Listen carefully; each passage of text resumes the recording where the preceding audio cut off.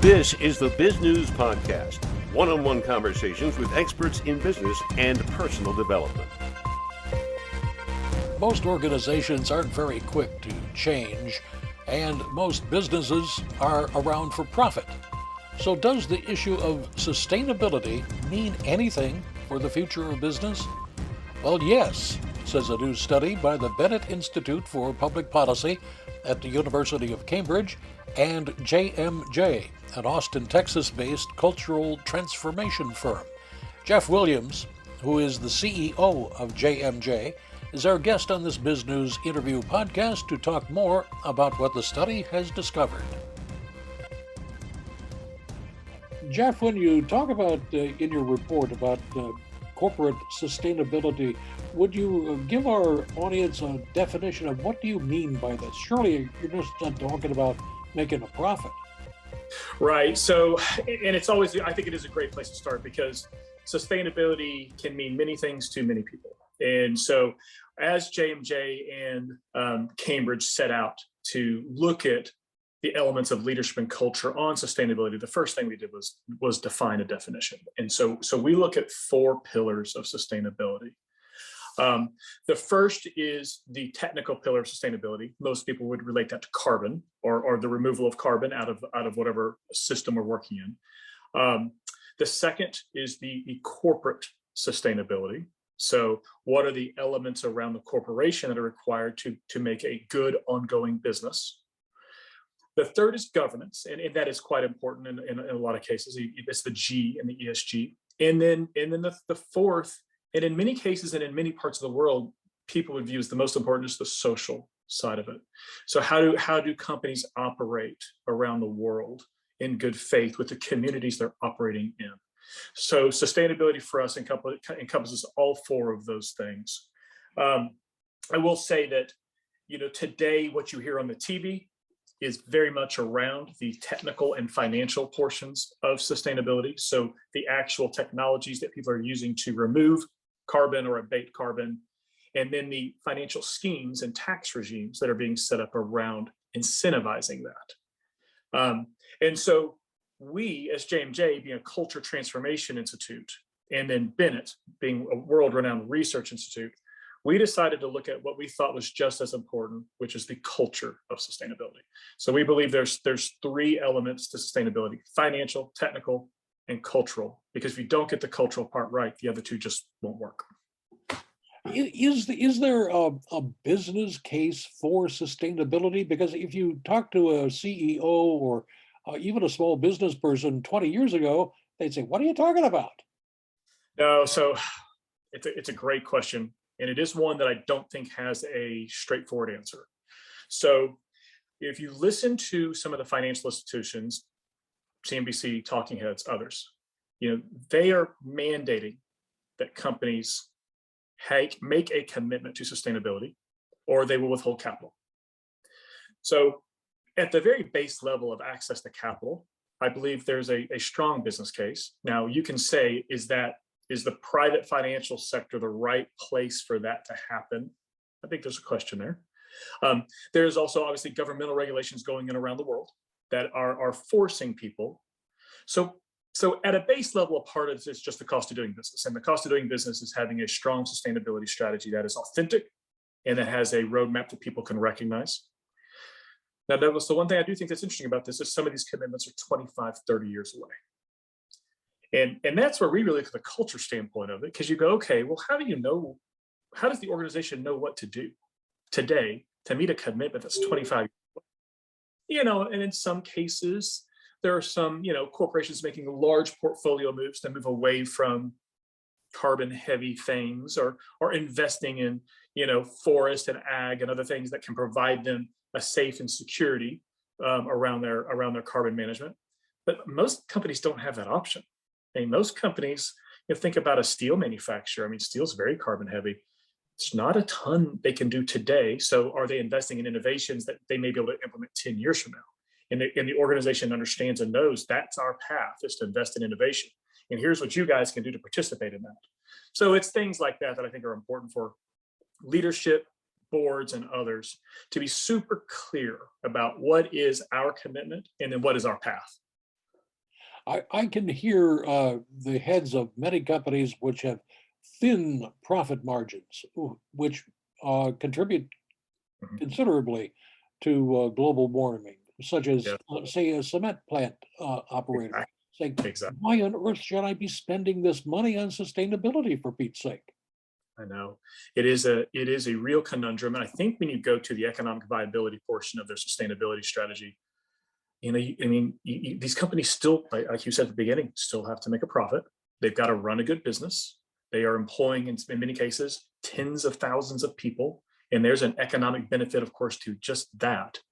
So, it may be that they need to do other things because is it offsets? Is it providing credits? Is it, maybe working with universities on how is the cement industry going to look in 10 years? I mean, so there are ways to do it that I think are authentic, that I think will resonate with the workforce. And getting back to our study on culture, I think will make people feel engaged and committed to the mission. Uh, Um, a lot of people would say, how are you going to measure the success of right, this? right. So that's a great question. And so there's a big conversation going on around what are the standards of measurement, because there are many. But I think the good news is there's becoming some general consensus that we can have standards. And now let's just figure out what the right standards are. There's a number of agencies out there working on that. Number two, there are now technologies that allow us to account and report on our carbon all across the supply chain, from scope 1 and scope 2, which generally relate to the internal activities of the business, all the way to scope 3, which is how another person or consumer might use the product you're producing. And are you responsible for that? Big conversation going on around oil and gas with that conversation, obviously. And so there are platforms out there that can help us account for it. So now we can measure, now we can account, and someone could say, I audit and approve the accounting of this. And then the next question is, what's enough? And then that's really a strategy question. That's a leadership question. That's a question on the viability of your sustainability strategy. And that segues into who leads this typically in a company, and how do you get buy-in at all the different levels? So I will say, I think that was really at the core of the study that J&J and Cambridge looked at. So from a statistical standpoint, so let me just talk about the study for 1 second. So we interviewed in a kind of a semi-structured way senior executives from all over the planet, CEOs, leaders, people in the sustainability business, about their views. Then we went and did some focus groups around people who were generally involved in sustainability in these businesses. And then we had quite a wide range of surveys and feedback from a broad spectrum of companies and people from around the world. There was a real coalescence around who should be leading this. 95% of our respondents said that the senior executives set the agenda, and it should absolutely be led from the top. Now, and in J&J's kind of experience with things like large safety transformations, that rings true to me. I think these large transformations must be set from the top. It requires capital, it requires investment, it requires change, it requires people to be committed and engaged in the conversation. So that's got to come from the top. So we're all. I think when I saw those results, I was pretty comfortable that was the right answer. It's good to know that leaders still need to lead and not just look at the bottom line all the time. I think But that's right. speaking of bottom lines, Jeff, how does this affect a company's bottom line? What have you seen? So let's take it from two angles. Let's take it from the cultural angle, and I'm going to use the talent part of the cultural angle to talk about that, and then we'll talk about the financial angle of it. So on the bottom line, there is a real need for companies to attract and retain talent, and I believe, and the study bears out, that a authentic sustainability strategy and a company that's truly committed to it is something that attracts employees. And particularly younger employees coming out of college, starting their careers. They want to work for a company that has purpose. They want to work for a company they believe is doing good in the world. And so, a real sustainability strategy and companies that are authentically working on these, sometimes very hard problems, is an attractive employer. So that in and of itself, from an economic viability, ongoing concern, bringing new talent in the business, very important. On the other side of the house, which is pure financials, and I would just relate this to investment and return over time. Every company is going to have a different strategy with that.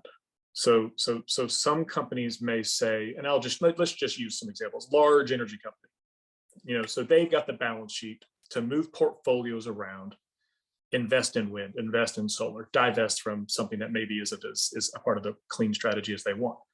They can make those moves, and it's visible, it's public. You read about in the Wall Street Journal, this company is getting green.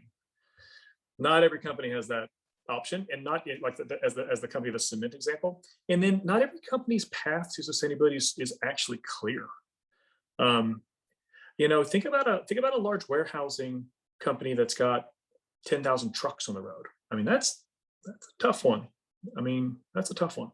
And so, what are they doing to drive that forward? Maybe they're making small investments in battery operated forklifts. Maybe they're changing all the warehouses to LEDs.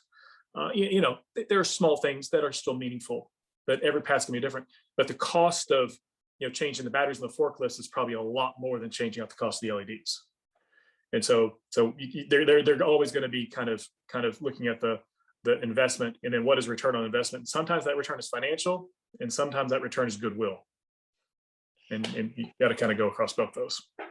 Jeff, as the results came in and you were collating them, putting them together, what surprised you from this study? So that's a good question. There were a couple things that surprised me. One was how important people thought building skills was in this space. And I kind of looked at it like that one kind of jumped out at me. It's like, that's interesting.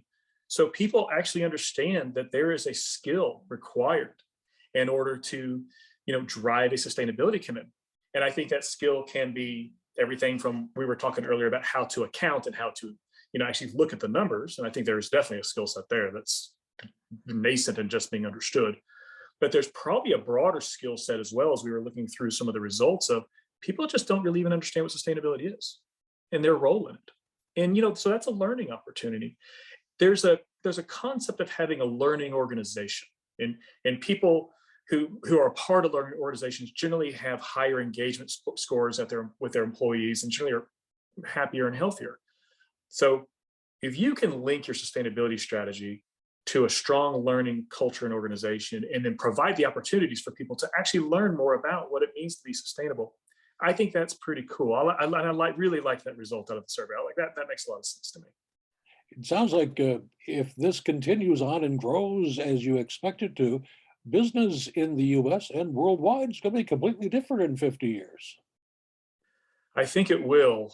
That's a great timeline, 50 years. I think it will take that long for us to see some of the very significant results from things like these net zero commitments. I think it'll take that long for some of the technologies and innovations to wind their way through from innovation to pilot to full scale approach. There are some amazing things going on with carbon capture, direct injection, how to use carbon in a supply chain better. Obviously, all of the battery operated things that are electrification things that are coming, though, that's got its own supply chain issues. So we're not, just because it's battery operated doesn't mean it's green. And so we got a lot of work to do there too. But then, we still have a good chunk of the world without access to clean water and without access to a reliable electricity. If all of these goals can help impact that, which truly is the social side of ESG, then it's a win-win. Jeff, you have made this report public for anybody who'd like to download it. Would you give us the URL of your company so we can get our viewers can get more information? Yeah, absolutely. Very simple URL, jmj.com, jmj.com. And there is on the front page, you'll see our sustainability report, and anybody can download it. In fact, we would love for people to download it. It is very insightful. There is a summary that's easy to digest, and then all of the data is in the detailed report. And of course, we would be happy to have a conversation with anybody about it, as would Cambridge University. They believe that they believe this is a seminal report and an artifact that will stand the test of time that we can come back to as we actually progress these agendas, within companies, within governments. I think there's a place for universities here as well, as we educate people coming out. It's a little bit like financial literacy. There probably needs to be a sustainability literacy as young people come out of school. Jeff, you have really got our brain cells running on this stuff, but what would you like to add that I haven't talked about, to ask you about? So, maybe one thing to add on this is how important the concept of transformation can be when you're thinking about a large system and enterprise working on something as important as sustainability. You need to think about these things as a program. It just because, in a lot of times this happens, just because your CEO stands up on CNBC at Davos and says, we're committed, generally that's the first time those employees have heard about that.